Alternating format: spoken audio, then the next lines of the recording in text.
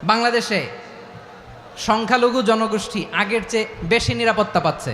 আমাদের একটা প্রতিবেশী দেশ আছে, আমরা আমাদের দেশ নিয়ে যত ভাবি তারা তার চেয়ে বেশি ভাবে। কথা বুঝতেছেন না? আরো ভেঙে বলতে হবে।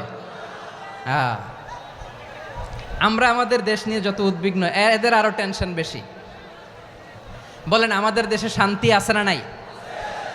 আমরা হিন্দু মুসলিমে কখনো দাঙ্গা লাগে? আসতে বলেন, কেন লাগে? ওদের পূজা পার্বণে আমাদের মাদ্রাসার ছেলেরা যে পাহারা দেয়, চিল্লায় বলেন ঠিক কিনা?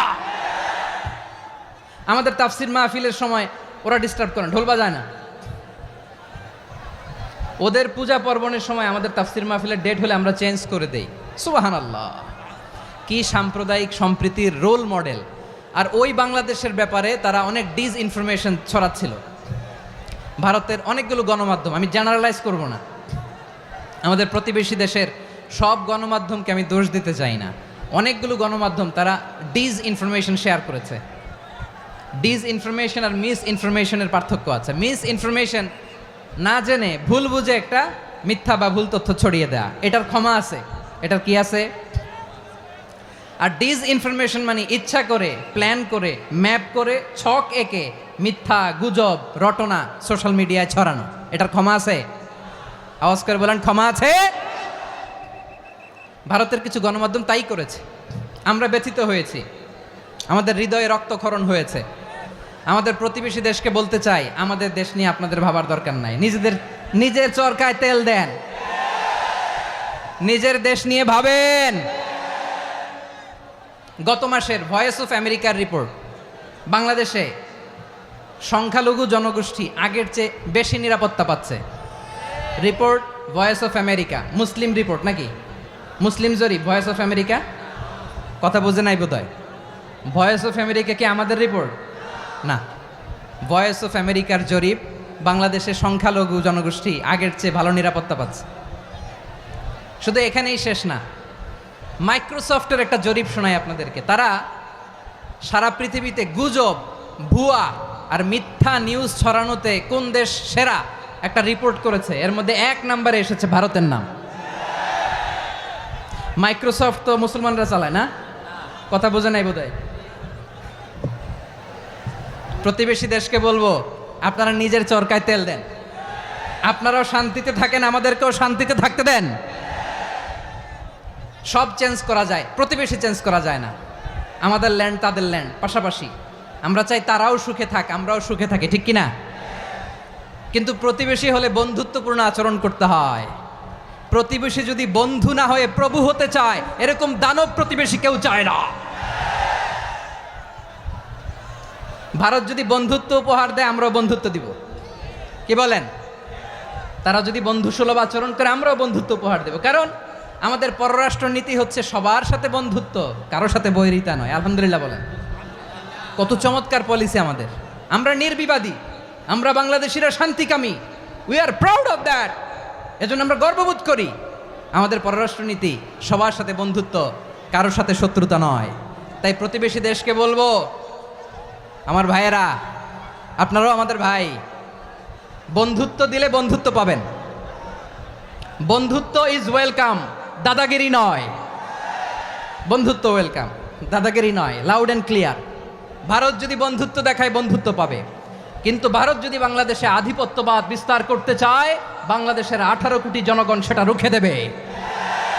ভারত যদি গৌর গোবিন্দের ভূমিকায় নামতে চায়, দেশের 18 কোটি মুসলমান শাহজালালের ভূমিকায় নামবে।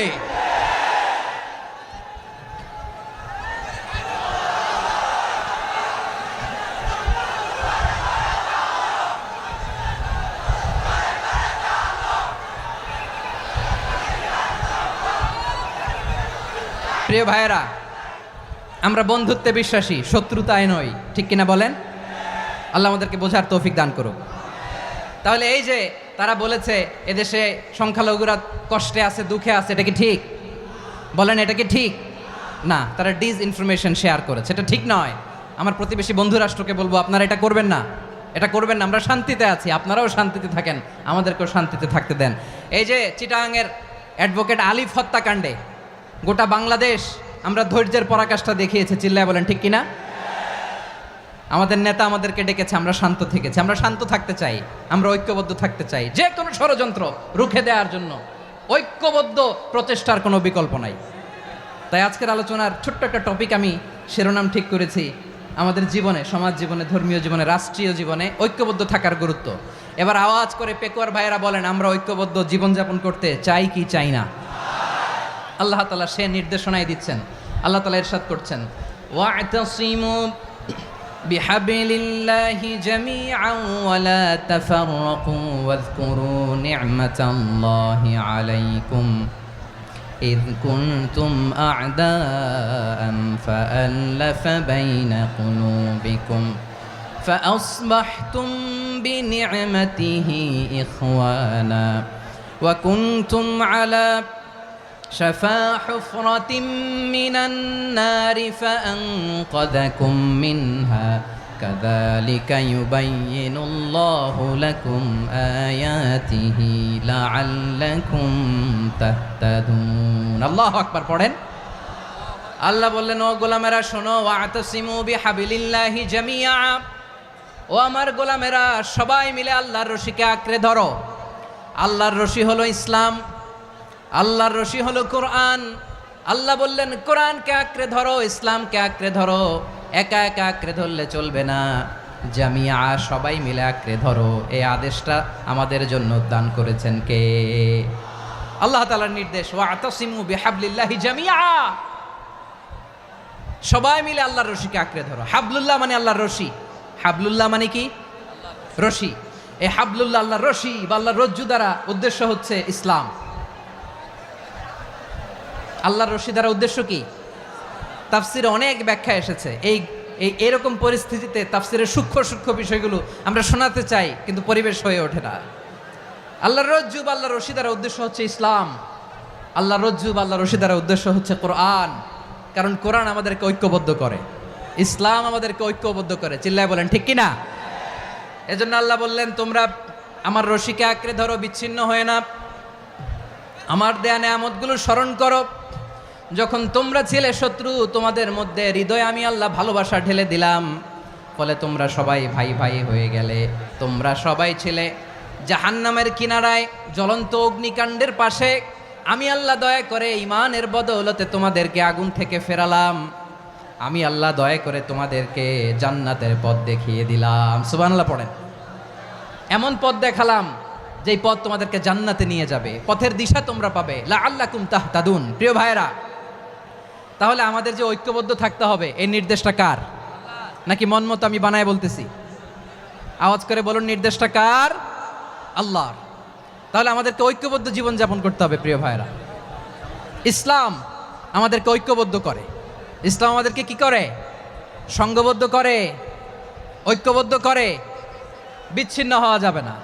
বিরোধ, বিচ্ছিন্নতা, মতানৈক্য, এগুলো আমাদেরকে ধ্বংস করে, আমাদেরকে দুর্বল করে।